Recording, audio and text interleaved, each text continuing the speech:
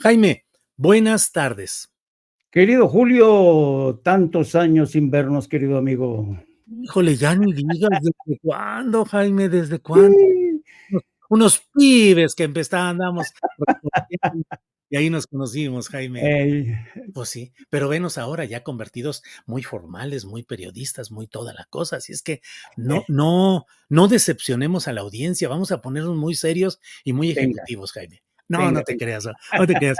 Jaime, mucho gusto de verte. Verdaderamente compartimos desde Excelsior que nos conocimos, ahí Exacto. andábamos reporteando, luego tú te fuiste, empezaste tu carrera de corresponsal, me acuerdo que te arrancaste, tu primera corresponsalía fue al extranjero, ¿verdad, Jaime? En España, en En Madrid. España, sí, sí, sí.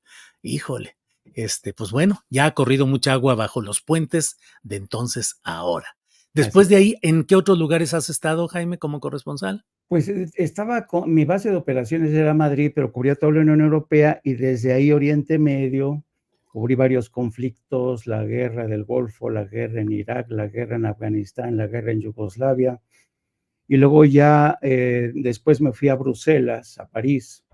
Y después me fui a la frontera con Estados Unidos. Durante 3 años estuve cubriendo el fenómeno migratorio y después de ahí me fui a Washington. En total fueron 15 años en Europa y Oriente Medio y 15 años en Estados Unidos antes de regresar. Ya me crujían los huesos, Julio, me Ajá. crujían los huesos pidiendo regreso y hoy me siento muy feliz en México, regresar a mi país, un país que ha cambiado en muchos sentidos y en donde me reencuentro con colegas, algunos amigos con los que cada quien ha ido por un rumbo distinto, ¿no? Yo me acuerdo Sí, de periodistas jóvenes como Raimundo Riva Palacio, Francisco Garfias, Pablo Iriart, cuando sí. eran periodistas combativos. Me acuerdo investigando el asesinato de Manuel Buendía con Raimundo, Ujú. y después de más de 30 años, cómo han cambiado las cosas. Cada quien elige su camino, Sí. cada quien elige su causa y estamos ante un país completamente distinto. Hay pocos periodistas como tú que realmente se mantengan un grado de coherencia que a veces resulta inexplicable, ¿no? A veces para muchos, porque claro, hay quienes se han favorecido, se han enriquecido, pero pues yo estoy muy contento con la ruta que he seguido, querido amigo. Jaime, fíjate, ya que estamos aquí en las confidencias y en las remembranzas, fíjate que yo era reportero de Uno más Uno en el Senado, cubría el Senado de la República. ¿Y qué cubriría más? Creo que cubría o gobernación o el PRI y el PAN en aquellos tiempos, no me acuerdo, pero eso cubría yo y había un joven reportero que era de Notimex o de alguna otra agencia que se llamaba Pablo Iriart. Y cuando se dio la circunstancia de que íbamos a abrir iniciar la jornada, renunciamos a Uno más Uno para ir preparando el camino para fundar la jornada. Pablo me insistía mucho en que él quería estar en la jornada y que él quería participar en la jornada y yo lo propuse en las reuniones que teníamos de la jornada, lo propuse para que pudiera entrar y me tocó a mí ser el coordinador de asuntos políticos de la jornada en su nacimiento y su primera temporada y allí estuvo Pablo Iriar como reportero de asuntos políticos y luego incluso llegó a tener una de las acciones de las 150 que tenemos como no como dueños del periódico ni como beneficiarios económicos, pero sí para la cuestión editorial. Y allí estuvo, no sé si siga con esa acción, pero sí, como tú dices, cómo cambian las cosas. Lo digo sin ánimo confrontacional, pero obviamente, pues la postura de Pablo está muy definida en un sentido y la de nosotros, hablo por ti, por mí, no solo por el Hernández, Jaime, sino en general, pues andamos por otros caminos. En fin. Oye, Así Jaime, ¿qué onda con Estados Unidos? ¿Qué onda con Donald Trump? ¿Qué onda con alguien que técnicamente es un delincuente, ha sido declarado ya un delincuente, técnicamente puede recurrir todavía, pero en estos momentos es alguien que cometió delitos conforme un jurado de Estados Unidos y puede llegar a ser presidente de la República? efec Ayúdanos a entender todo esto, por favor, Jaime. efectivamente, yo creo que primero habría para entenderlo, habría que hablar del contexto, querido Julio. Yo creo que como nunca Estados Unidos está viviendo un momento de confusión impresionante. Yo creo que nunca como hoy Estados Unidos está inmerso en un proceso, prácticamente que va en contra de todos aquellos principios que enunciaron sus padres fundadores para crear aquella experimento político y social, que era una nación con una vocación democrática, con una nación con apertura hacia los inmigrantes, una nación que estableció la separación de poderes. Y hoy estamos viendo cómo la democracia en Estados Unidos se ha ido erosionando a una velocidad impresionante. Y es irónico, porque Estados Unidos, que está acostumbrado a poner los certificados de buena conducta a todo el mundo, incluido a su vecino del sur, pues hoy se enfrenta a una situación realmente complicada. Como tú bien dices, el presidente Donald Trump fue ayer declarado culpable de 34 cargos. Es el primer expresidente en ser sentenciado, y realmente mucha gente no esperaba, y por lo visto el juez a cargo de este caso, Juan Marchán, ha mantenido el tipo, se ha enfrentado a enormes presiones, y hoy mismo Donald Trump salió a la palestra para lanzarse con unas diatribas y unas descalificaciones. Ha señalado que el juez Juan Marchán es el mismo diablo, y ha dicho que Estados Unidos es hoy un estado fascista. Fíjate, a mí me llamó mucho esta expresión que utilizó hoy Donald Trump para referirse a Estados Unidos, un término que increíblemente, bueno, no me sorprende.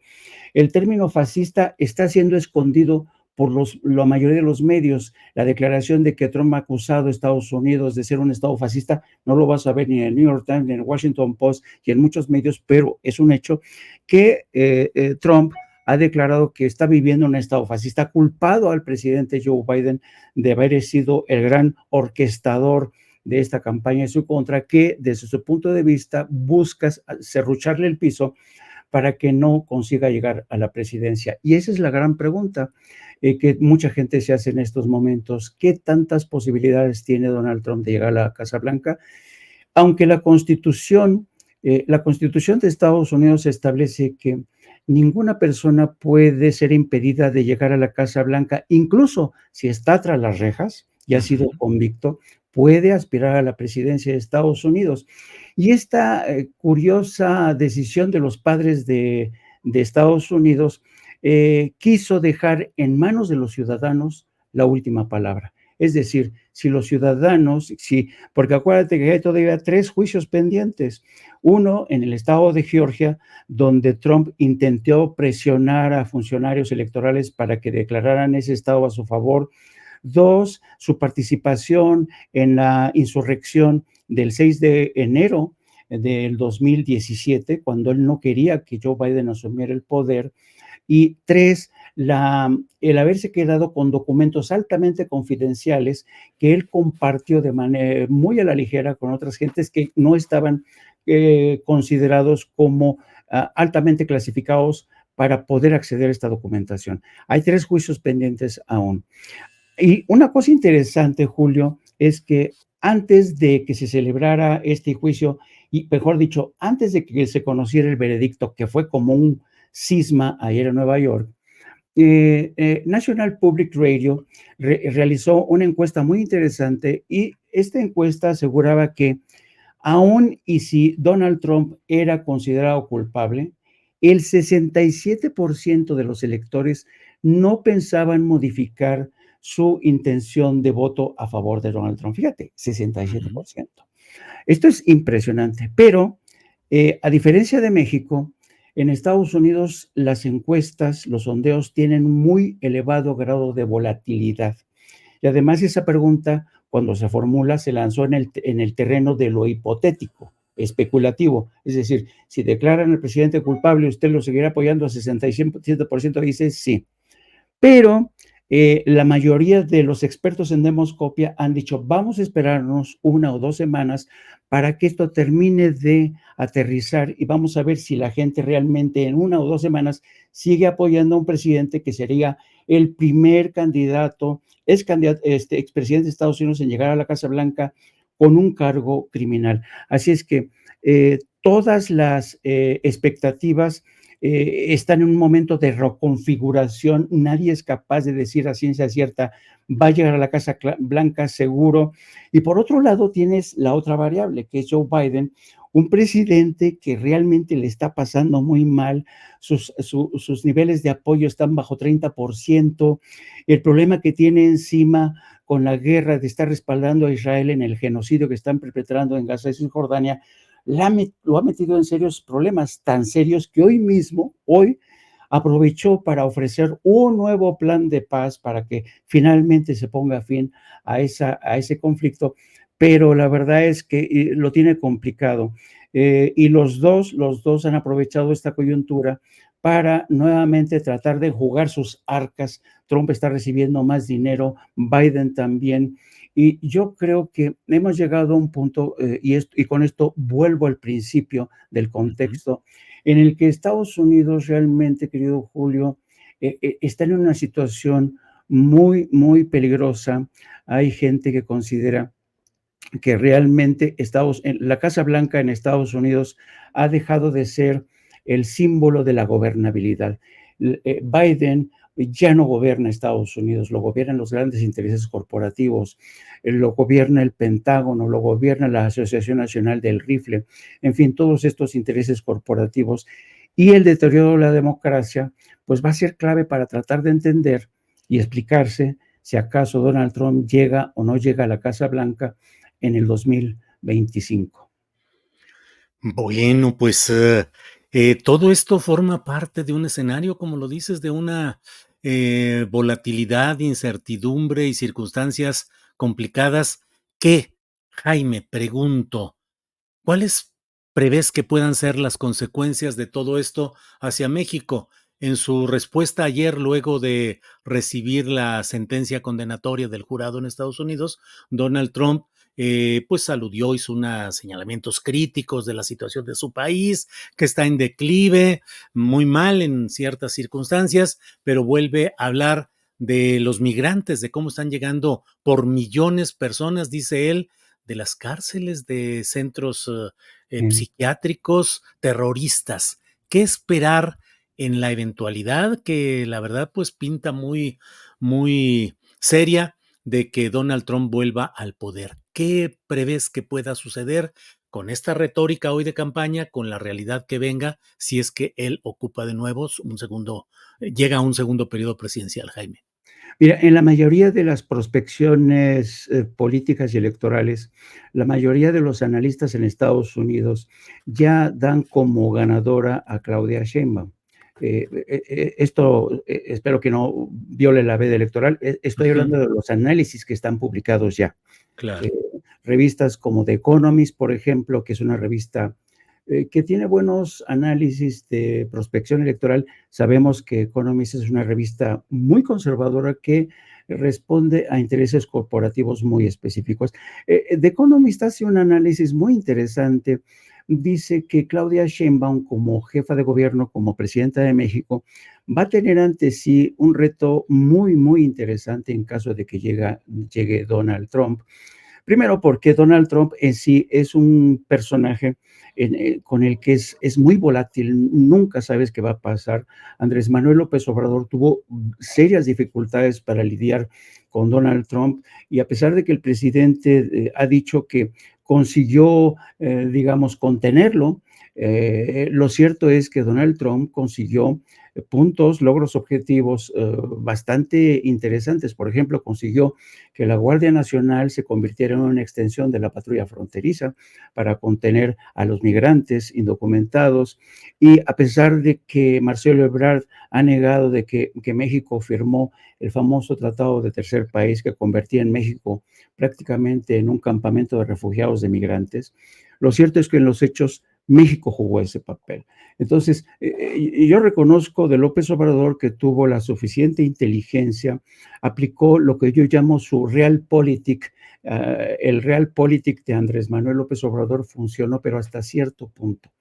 Y ese va a ser el enorme reto que va a tener Claudia Sheinbaum. Las ventajas desde mi punto de Claudia Sheinbaum conoce Estados Unidos. Ella estudió en Estados Unidos, habla perfectamente inglés y es una mujer que, si hacemos caso a la promesa que lanzó el pasado domingo, el pasado miércoles desde el Zócalo, diciendo que va a soportar todas las presiones cuando éstas traten de que México dé marcha atrás en materia de soberanía energética, sobre todo. Lo cierto es que hay muchas cosas, muchas aristas que sobre todo van a dilucidarse y vamos a ver, van a ser pruebas de fuego para quien esté en Palacio Nacional en el 26, porque en el 26, acuérdate, Julio, que se renegocia el Tratado de Libre Comercio que tenemos con Estados Unidos y Canadá. Y una de las principales preocupaciones que tienen el gobierno de Estados Unidos y los grandes intereses corporativos es el tema de China.